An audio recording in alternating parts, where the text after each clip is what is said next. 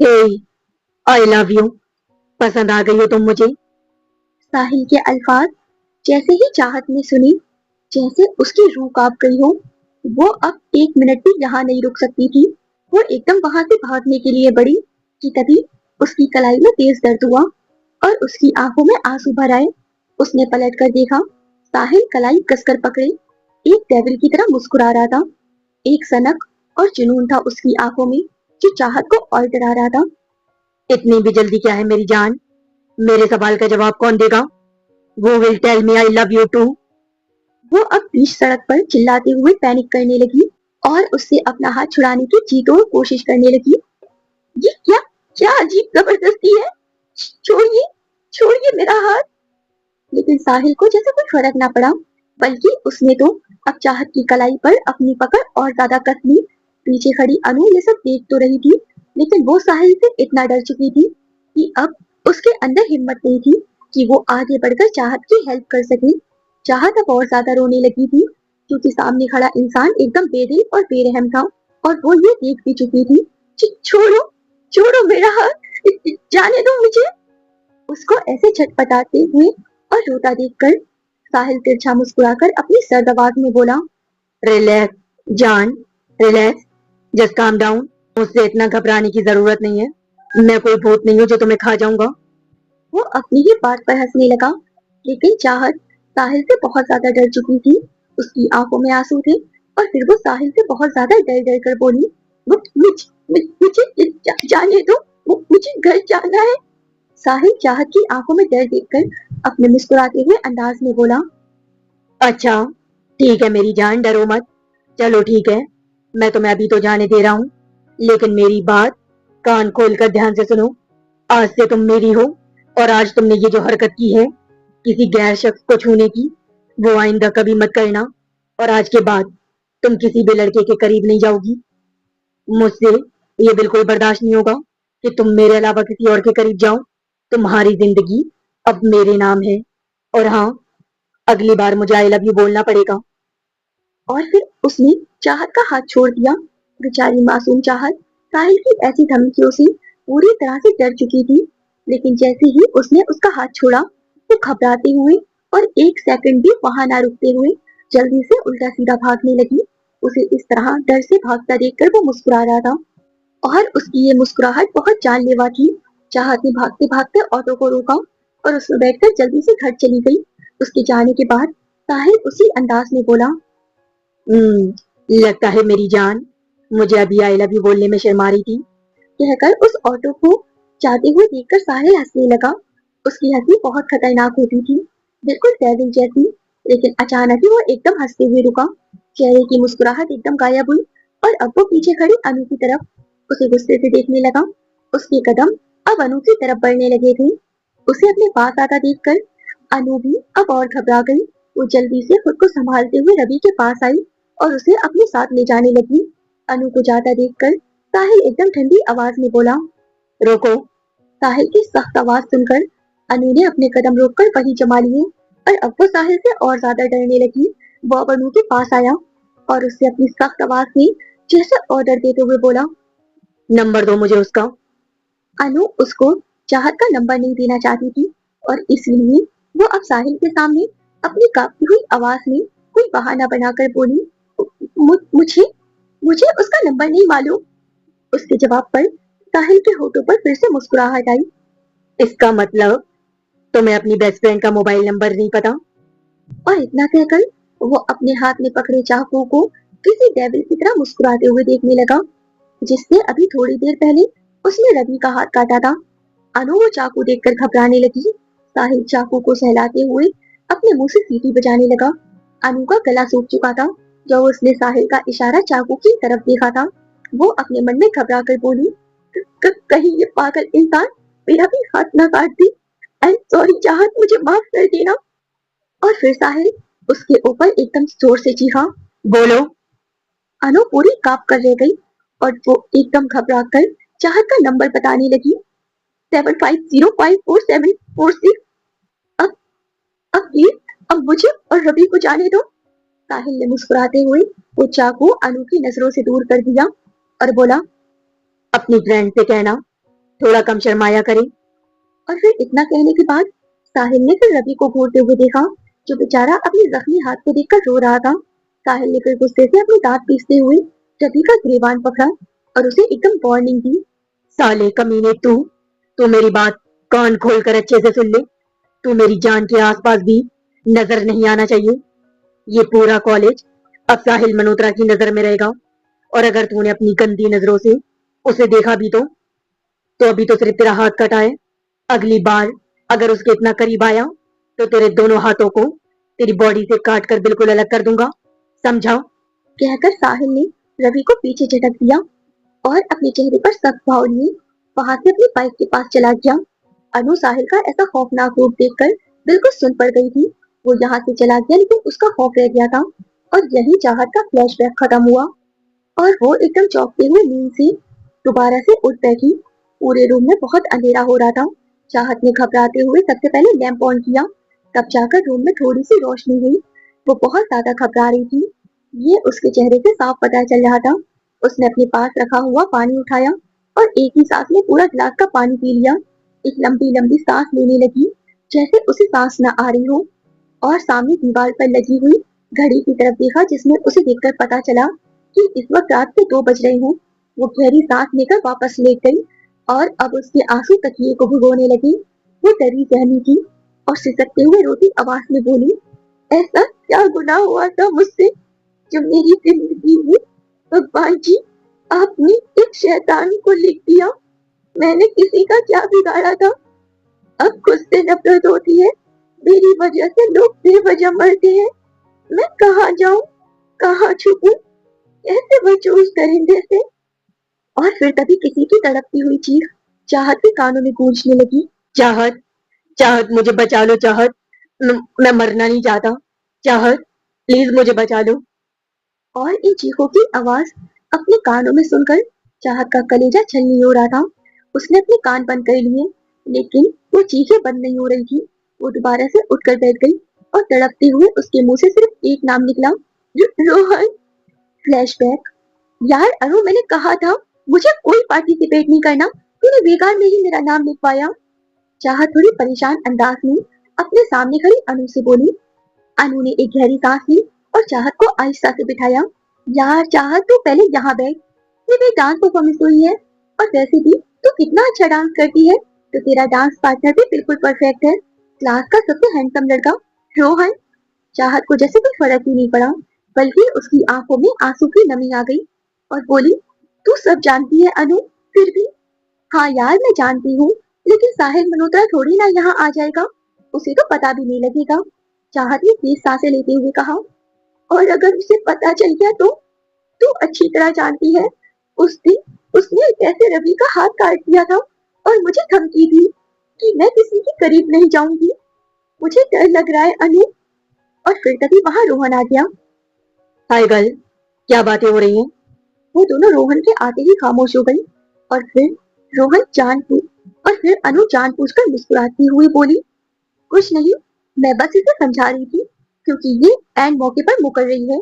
रोहन ने हैरानी से उसकी तरफ देखा और बोला, क्यों चाहत, तुम ऐसा क्यों सोच रही हो?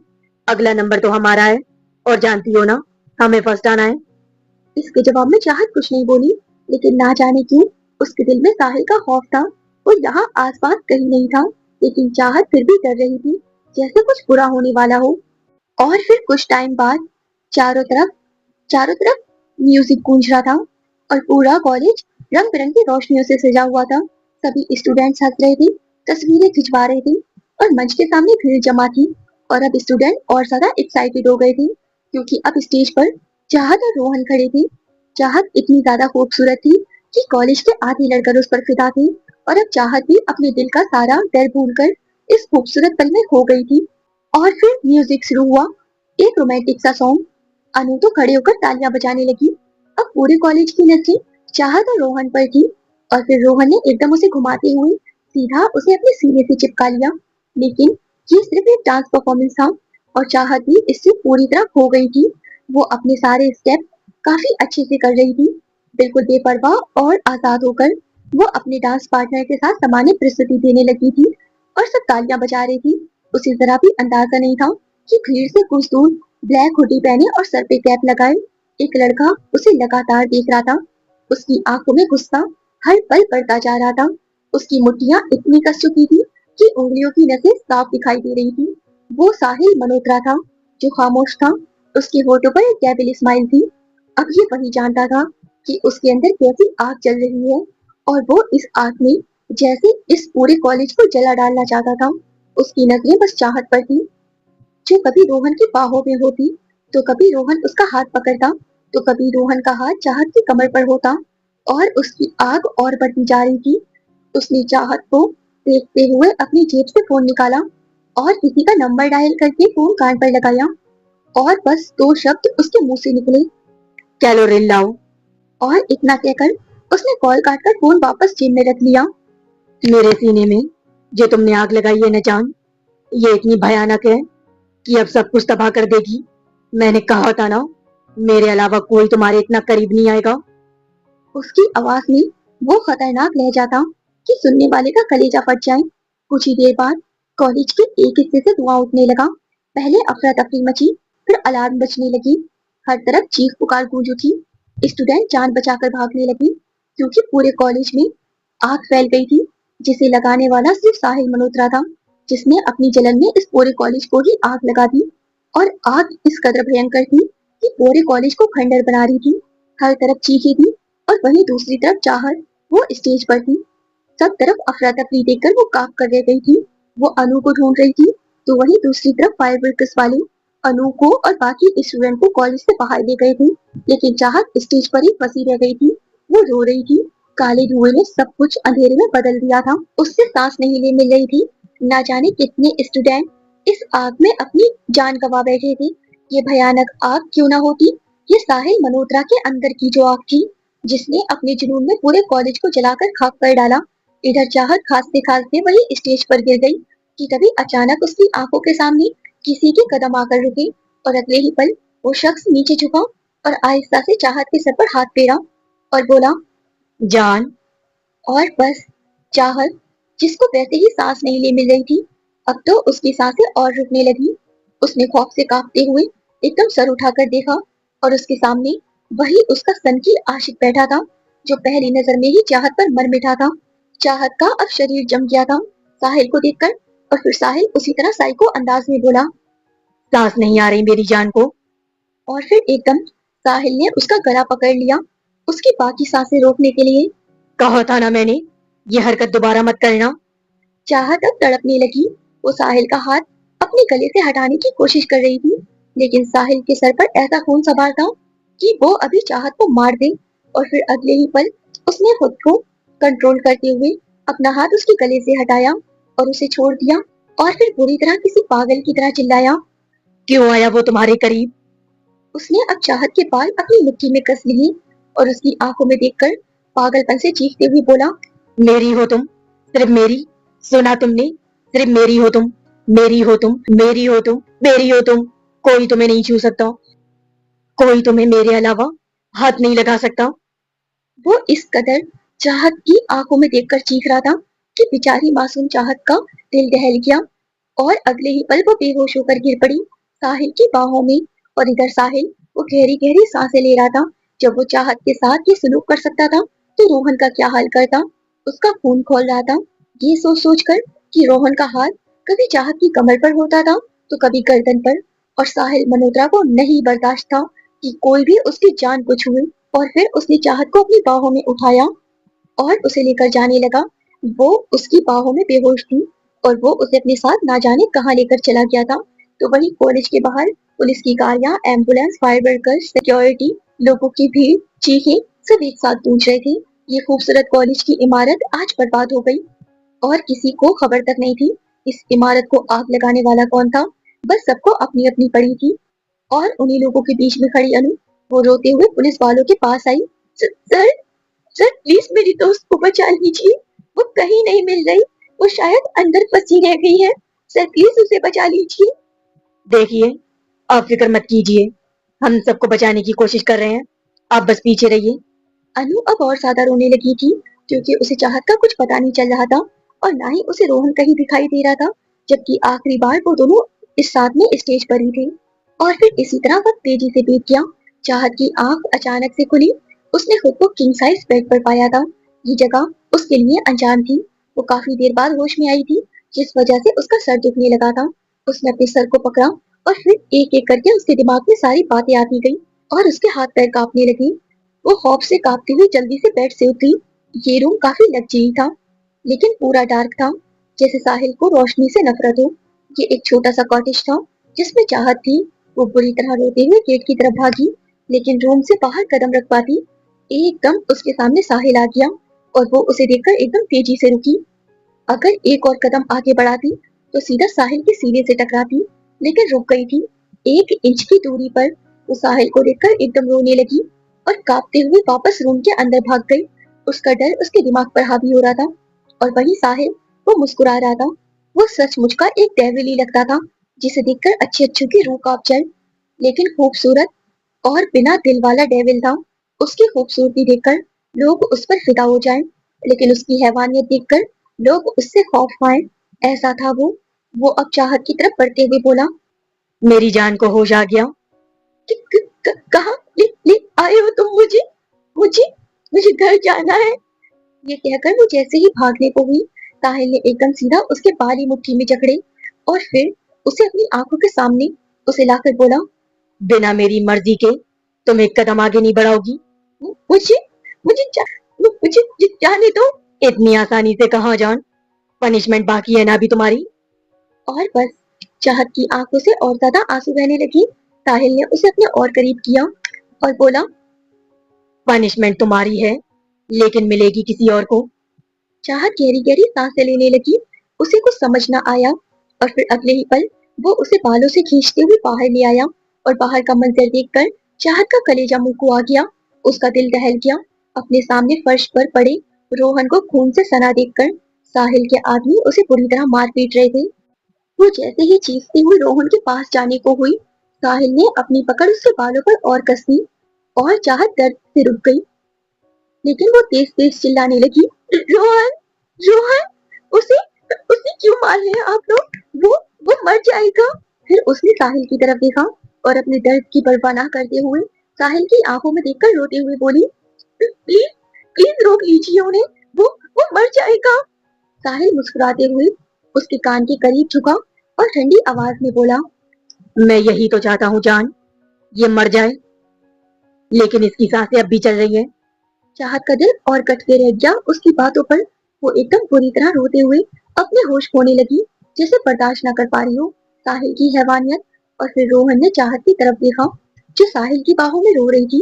वो जैसे मरने वाला था और फिर चाहत की तरफ हाथ करके तड़पते हुए बोला, चाहत, चाहत मुझे बचा लो चाहत, मैंने कुछ नहीं किया, मैं मरना नहीं चाहता चाहत। वो दर्द में तड़प रहा था, जैसे आखिरी सांसें बची हो। चाहत का दिल दहला जा रहा था रोहन की चीखों को सुनते हुए और आत्मा तड़प रही थी, लेकिन इस डेविल को तरस नहीं आ रहा था।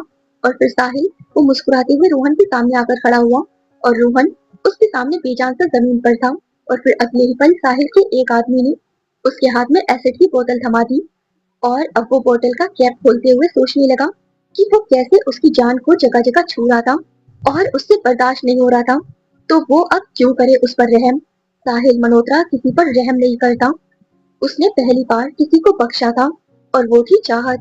वो जैसे बोतल को तिरछा करके एसिड रोहन के मुंह पर डालता, उससे पहले चाहत तड़पते हुए साहिल के पास आई और एकदम उसके पैरों में गिर गई और चीख चीख कर बोली, मत मारो इसे, प्लीज छोड़ दो, तुम जैसा कहोगे मैं वैसा करूंगी। आज के बाद किसी को भी अपने पास नहीं आने दूंगी। प्लीज इसे मत मारो, इसकी कोई गलती नहीं है। साहिल तिरछा मुस्कुराकर उसकी तरफ देखकर बोला, मैं भी जानता हूँ इसकी कोई गलती नहीं है, गलती तो मेरी जान की है, और ये तुम्हारी गलती की सजा भुगत रहा है। क्यों आने दिया तुमने इसे अपने पास? और अब तुम आइंदा इस बात का ख्याल रखोगी कि तुम्हारी जिंदगी पर सिर्फ साहिल मल्होत्रा का हक है। वो जैसे पागल हो गया था और चाहत, वो रो रो कर मरी जा रही थी, क्योंकि उसकी वजह से रोहन की जान जाने वाली थी। उसने फिर से तड़पते हुए रोहन की तरफ देखा, जो आंखों में आंसू लिए चाहत के सामने बेजान पड़ा था। उसके होठ मुश्किल से खुले। चाहत, बचा लो मुझे, मैं मरना नहीं चाहता। चाहत भी बेजान हो गई थी वो लाचार होकर रोहन को देखने लगी थी और फिर देखते ही देखते रोहन के चेहरे पर एसिड गिरा। साहिल बोतल तिरछी कर चुका था, जिसमें से एसिड गिरता हुआ सीधा रोहन के चेहरे पर गिर रहा था और रोहन वो चीख पड़ा इतनी तेज कि चाहत का वजूद कांप गया। और फिर अगले ही पल रोहन की सांसें थमने लगी, लेकिन वो अभी भी मरा नहीं था। और फिर अगले ही पल साहिल ने अपनी गन निकाली और सीधा रोहन के माथे पर गोली चला दी और चाहत चीख पड़ी, रोहन। वो उसी तरह चीखते हुए अपनी फ्लैशबैक से बाहर आई। आंखों में आंसू थे और कानों पर हाथ रखी हुई वो बुरी तरह कांप रही थी। कमरे में कुछ देर तक उसकी सांसों की तेज आवाज गूंजती रही। उसे आज भी रोहन की चीखें अपने कानों में सुनाई देती थी, जबकि इस बात को गुजरे 1 महीना हो चुका था। उसे याद था साहिल ने कैसे उसके सामने ही रोहन को बेरहमी से मार डाला था, जबकि उसकी कोई गलती भी नहीं थी। वो बेमौत मरा था, जिसकी वजह सिर्फ चाहत थी। और अब चाहत को खुद के वजूद से नफरत हो रही थी। कोई भी उसे छूता तो साहिल मल्होत्रा सिर्फ कहता नहीं था कि वो उसे मार डालेगा, बल्कि मार देता था और फिर कहता था, छुआ कैसे मेरी जान को। वो पागल था। वो चाहता था हवा भी चाहत को छूकर ना गुजरी। अगर उसे छुए तो वो सिर्फ वो हो, सिर्फ साहिल मल्होत्रा की थी वो। और ये बात वो समझ बैठी थी। वो किसी के पास जाना तो दूर, उससे बात तक नहीं करती थी, क्योंकि साहिल मल्होत्रा की नजर हर वक्त उस पर रहती थी और उससे बच पाना चाहत के लिए नामुमकिन था।